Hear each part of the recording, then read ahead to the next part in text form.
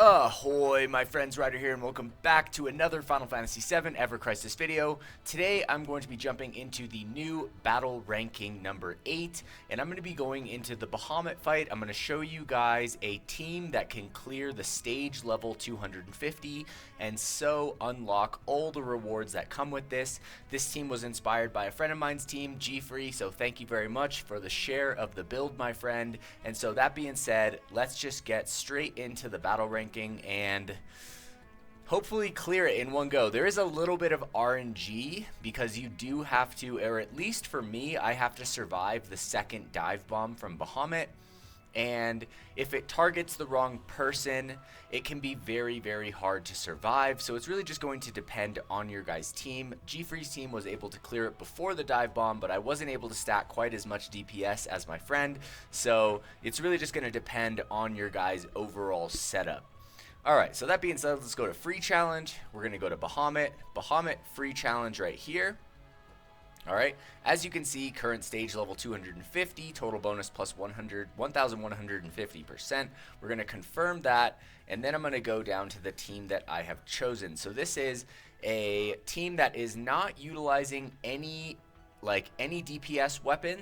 That is going to be OB10. So it's not super stringent on the requirements. It's still going to, you know, take a fairly strong team. But Bahamut, even with all these, you know, debuffs to our team and boons to him, it's still not really the craziest hard fight. I really think that the Knight of Judgment is going to be like the true crux of the two battles. So that being said, let's just talk a little bit about this build. So Bahamut in this free challenge, right, has the only sigil that it's weak to is Diamond Sigil. We are not bringing any Diamond Sigil breaking weapons. When it does go into its only sigil phase that I see in the fight, it's going to be like 7 Diamond Sigils to break it. And so it's easily beatable by just using like Ruinra blows or regular sigil blows. So you don't really need to worry about bringing a Diamond Sigil break into this. Now, my team setup is going to be composed of a double non-elemental DPS team, along with Aerith as basically playing like mega support slash healer. Alright, so here we have Tifa using the Amaranth's Guy's costume for the HP physical ability potency. If you guys have the Cowgirl costume, that's definitely a lot better. Bringing Water Kick for the limit break right here. I have the Guide Gloves here at OB7. I have the Blue Daffodil Gloves here at OB6. This is not for the exploit weakness. This is literally just for the attack all right here and boost ability potency in the offhand. We have the Premium Heart right here. And then for all the sigils for Tifa and Cloud, they are literally just physical attack stat sticks, guys. So literally just stacking as much as I can for both of them right there. And then for Aerith, I'm just stacking healing stat sticks right here, guys. You could maybe potentially run like healing slash physical defense, you know, because ideally for me, I want Cloud or Aerith to take the second dive bomb. If it targets Tifa, there's a good chance that I don't win the fight. But I also don't want to sacrifice too much of her DPS because, you know, we want to get through Bahamut as fast as possible. And with 25,000% extra HP, which is I believe what it is, 25,000% extra HP, he is exceptionally tanky, guys. Alright, now for Aerith, we have the regular Healing Wind Limit Break, the Bahamut Anniversary Costume, Bahamut Rod right here, and Commodore Wand right here for the magic defense and the physical attack up. We have the Princess Guard, like I said, all healing stat sticks. And then on Cloud, we have the Anniversary Costume right here. I have Shiva, since I'm actually stacking a decent amount of ice potency in the back end. We have the Bahamut Greatsword here at OB9, so it's not hitting that final damage threshold, and it's definitely still doable. Glavinus in the offhand right here for the HP and physical ability potency. We have his ultimate Braver Sword right here, and then, like I said, all physical attack stat sticks on Cloud. Alright, now moving into the back end builds for each character, guys.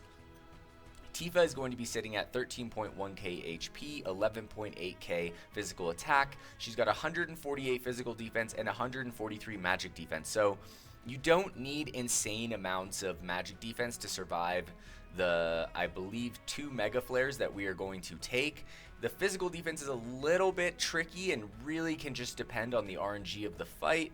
But this fight didn't take me too long to clear, guys. Now looking at her sub-weapons, we have the Ceremonial Sword Z right here. we have the Pumpkin Lamppost. This is a nice one because it comes with physical attack and boost ability potency, which is kind of a rare second R ability. And then we have the Stream Saber right here, boost physical attack to all allies, boosting ice potency as well. Alright, now jumping over to Aerith, she's sitting at 15.2k HP. She's got 184 physical defense, 187 magic defense, and 3.9k healing. For her sub-weapons, we have the Bahamut Cutter right here for physical attack ult to the party. I have the Angeal's Shovel for the physical defense ult to the party. This is to help me survive the second Divebomb, which is always pretty close. And then right here we have the Stream Slasher for Glenn. I'm so close to getting this OB10. Hopefully I can get it OB10 soon. Alright, then jumping over to Cloud, he's sitting at 15.5k HP, 13.2k physical attack, 177 physical defense, 137 magic defense, and then for his sub-weapons we have the Pressured Ridge here. Alright, we have the Ultimatic. Okay, and then we have the Bald Eagle. So I'm pretty stacked on ice potency here, which makes Shiva definitely hit harder. We could have potentially moved Glavenus into the back end, brought the Stream Saber into the front, and maybe done more damage like that, as opposed to just spamming the Bahamut Greatsword, which is what we're going to be doing. So that is an option for you guys if you are struggling with this current build. You could do that and kind of run Cloud as like a pseudo non-elemental ice DPS going into this fight. But essentially, guys, that is going to conclude my build going into this. So we're going to get into the fight itself right here. Hopefully we can get the clear. Alright guys, so here we are going into the fight. My first run on it, he targeted Tifa on the Divebomb, which means here comes our second go. Alright, so at the beginning here, we're just going to let the ATB charge up to full so the heal has the maximum potency. Alright, once ATB is high, we're just going to switch to defense, cast Blessed Aura. There's going to be 2 of these in a row. Okay, here we go. And I'm going to cast the last Blessed Aura right about here. And boom, and we should tank the first Divebomb pretty soundly right here. Alright, so he goes for the target on Aerith right there. I'm going to cast our first Jubilation into Spiritual Harmony. Tifa's going to go into her ultimate right here. And now we are just going to be spamming as much DPS as we can while blocking as many of Bahamut's hits as we can as well, guys. It's important so that you're as tanky as possible for the second Divebomb. Alright, here we go. And Aerith is just going to be keeping up the Spiritual Harmony buff on everyone. Perfect.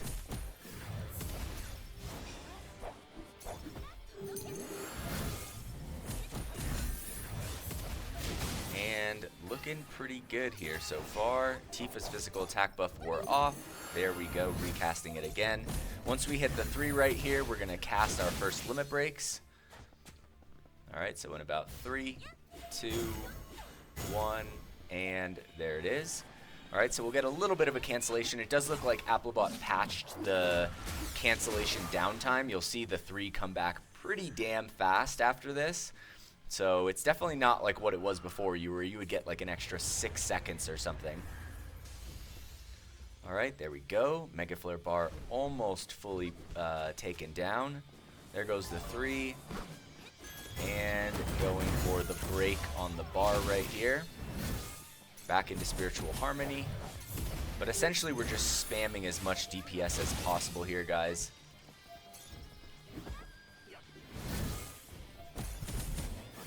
Okay, waiting for the physical attack buff to wear off.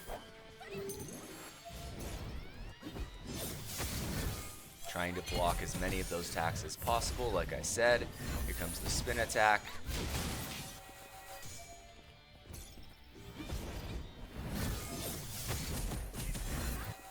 Alright, there we go. Tifa's limit break is back up.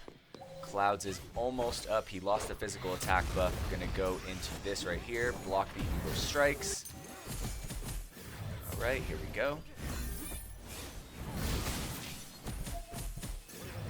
And recast the physical attack up buff again. Alright, here we go. For Aerith, I think I'm going to go into Jubilation now that their attack stances are, or their overspeeds are maxed right here. Right, so get these off so we can really get some damage right here, guys, as much as we can. Make sure the physical attack buff does not fall off. Alright, there we go. Perfect timing on the Mega Flare.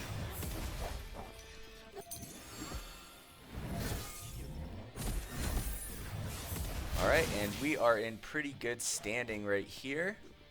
Here comes the next Mega Flare, guys. So I'm just going to hold off for right now, and we are going to get ready to tank this right here. Alright, so almost halfway through the fight. Coming into the Sigil phase, followed by the Divebomb phase. Alright, perfect. There we go. We'll counter that with Blessed Aura. And then Healer Tuning. Get off the Spiritual Harmony right here. And I'm going to interrupt the Unity Aura. Alright, cast the Healing Wind, all 3 limit breaks right here. And then we're going to go into the Sigil phase, which should only be 7 Diamond Sigils. Should be relatively chill to take down. And getting Bahamut's HP bar into his own name right now. So we're breaking through the T. Brings back good memories from the old EX2. Alright, here we go. Down to 4, 3, and I'm going to go Fierce Claw right here. And Tifa is going to go Zangen Fist. Aerith is going to go Spiritual Harmony. Perfect, there we go. And basically just going straight back into that damage, guys. He's going to go into the Divebomb here soon. So just want to make sure that we are fully prepared for it. He does target Aerith, which is looking good for us. I'm going to cast the Blessed Aura right here just to make sure the physical defense buff does not wear off. Alright, here we go. And if we survive this, it is game over for Bahamut, guys. Oh, it is falling off. Oh, I think the buff stayed. Barely. Freaking barely, guys. Alright, gonna cast the Spiritual Harmony right here. Hopefully we get the physical attack buff up. We did. And now we are just going full-blown DPS here, guys. As much as we can to the end. Alright, he's gonna start counting down, but at this point in time, you have a full countdown from 5. It is relatively chill to finish him off. Like I said, the crux of the fight is just surviving that second Divebomb, at least for me. And at this point, I'm not even going to be worried about healing. I'm just making sure the physical attack buff does not wear off on the team. And essentially, yeah, we're just making the final stretch right here to the end. Alright, so we got this buff wearing off right here. Wait a little bit. We'll start to recast it. And we do have both of our summons and limit breaks up right now, which is perfect. So we are in very, very good standing here, guys. Alright, I'll drop in that Ultimate Braver just for shits and giggles. But yeah, we're basically right there, guys. There's no way that this dude can... Once you get him past this point, it's just basically over here. Alright, there we go. And we'll end with the summons right here and the limit breaks. So yeah, guys, that is the fight for the stage level 250. This one was, you know, honestly, there's been some much harder ones in the past, so it's nice that this one was relatively chill.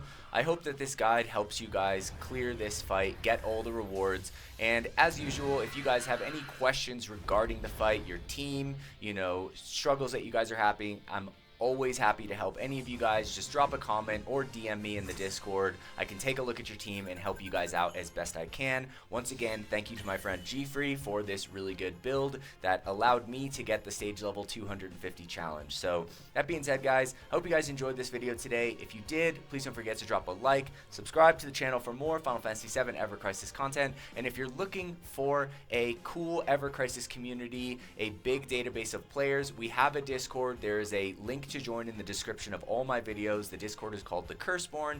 We have like 13 different guilds in our alliance, so whether you're looking for a guild or just a place to hang out, get crash co-ops, hang out with other players, talk team builds, etc. We have all that, so I hope you guys come and join our community. So that being said, hope you guys all have the best of luck in this fight, and hope you guys all have a wonderful day.